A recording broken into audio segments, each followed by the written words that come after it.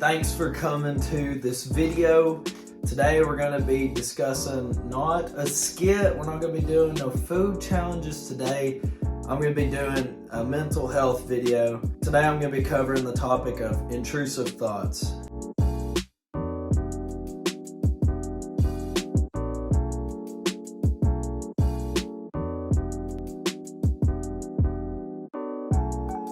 What those are, I got the definition right here, just to throw that out there. It's unwanted thoughts that can pop in our heads without warning at any time. They're repetitive with the same kind of thought coming in over and over and over.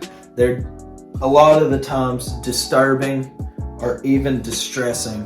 They can be, violent, they can be sexual, they can be about religion, they can be about a lot of things. And the reason they freak us out so much is because they don't fit the persona that we truly are. They seem to come up with people who have more OCD and a lot of anxiety. What's the other thing? Oh, people who've experienced PTSD, post-traumatic stress disorder, which, by the way, isn't just like military. That's literally, a traumatic situation that just brings you bad memories and anxiety about entering that situation. So today I'm going to be talking about that because it's something that's affected me personally. Some days I just have some thoughts that are, pretty bad, and they can either be severe or they can be thoughts that just come up and they annoy the piss out of me. I'm going to be honest. So if you want to learn a little bit about that and ways that you can alleviate it and relax a little, you're at the right video. So I'm going to give you a couple of tips on how you can better tolerate these intrusive thoughts and kick them to the curb. The first tip that I have is to stay off of Google for closure. First and foremost, I used to sit everywhere, whether I was in the break room at work, or I'm at my family's house, I'm at my house, I'm even in a social gathering. I'd be sitting there just trying to figure out why I have some thoughts that aren't me sometimes, and why I overly obsess with what might happen and what lies in front of me, etc. And chances are, if you're doing that, you are giving them way too much energy.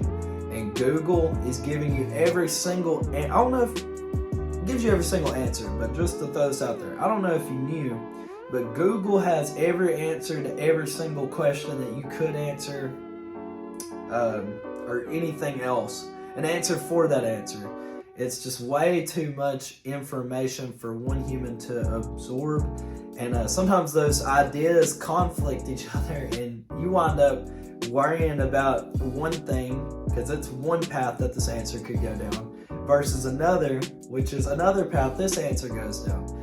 So stay off of Google and stop filling your brain. Just sometimes go with your gut. Be okay with the uncertainty every once in a while. You don't have to control everything. And trust me, when you stop trying to control everything, your life is a lot more quality because you're enjoying the present time. Live a little. Go pick up a hobby and don't worry about Google. Number 2 is realize you don't have to fight every battle. And when it comes to intrusive thoughts, they are thoughts that are disturbing. Like I said, they can be things that are very vile. They can be graphic.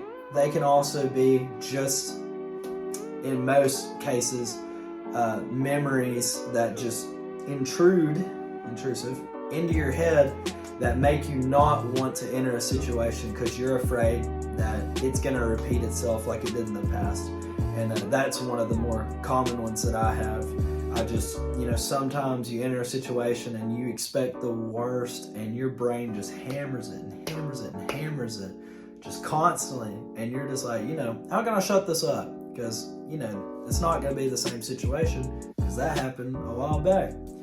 So what you're going to do is stop giving attention to the thoughts that just pop up that are so small that they don't even matter. Don't let them fester up. Don't include yourself in every single battle that enters your head. You're gonna have moments of uncertainty, and You are going to have thoughts that you have no idea where they came from. But studies have shown that your brain produces thousands and thousands and thousands of thoughts per day.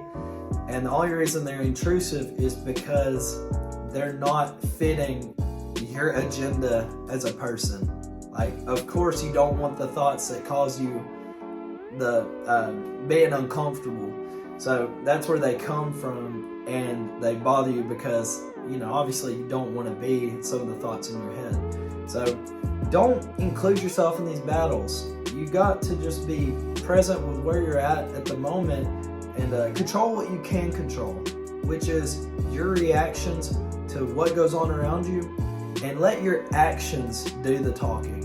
If you firmly believe you're not the thoughts in your head, well, prove it with your actions. And they are so hard to do sometimes, but when you go out and you prove that you're that guy, then you'll be just fine, because every day you'll prove yourself more and more wrong, or at least prove your brain wrong, because sometimes it's a totally different person.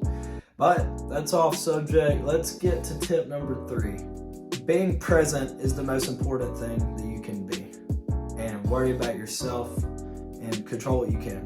The best way that you can be present and control what you can control is meditation.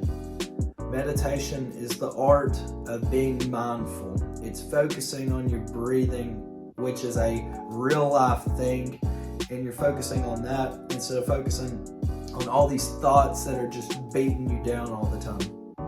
And you can, instead of letting these thoughts that aren't real run your life, you can be present, you can breathe, you can open your eyes back up, and you can focus on the things around you in that moment. You're present, you can control your reactions, and a lot of the time what I've noticed is with meditation, your mind becomes a lot more clear, and you focus on the way bigger thoughts that are more relevant to what's actually going on, instead of focusing on what you did 15 years ago, or focusing on what meal you need to eat, getting anxious over that, or if you're going to get embarrassed in front of a bunch of people. You just worry about what's going on, and it calms you down instead of just being so tightly wound all the time. So meditating is so key to at least what I've been doing. I wouldn't put out this video if I didn't feel like it helped me, and meditating was one of the biggest things I could have ever started doing. I've noticed a lot of benefits with it. I've become a lot more social. I've been more open to talking about whatever and joking around and not taking things so personal. You start being able to control your reactions a whole lot easier. You're not being worried. You're not worried about all these random things going on. That's the bottom line. So those are my 3 tips on how you can work on your intrusive thoughts. They are overwhelming, but the most important thing you can remember about them is they're not real. They're not real. They are in your head, and if you obsess over things like I do, they will bother you sometimes. They will make you anxious, and they make it really hard sometimes to, be able to have a conversation and to listen and be that type of person that you want to be. But with meditation, I've learned that I can be that person I want to be, and you can too. So do those 3 things, and I think you will feel a whole lot better. And if you do feel better, make sure to like and subscribe to this video and to my channel. I love doing mental health stuff, and even if I'm not a licensed therapist or anything, I can tell you that just having a little optimism whenever things are looking dull can take you a whole long way. And this is some of the happiest times that I've had this past month, I would say, and it's great to see considering how low I was.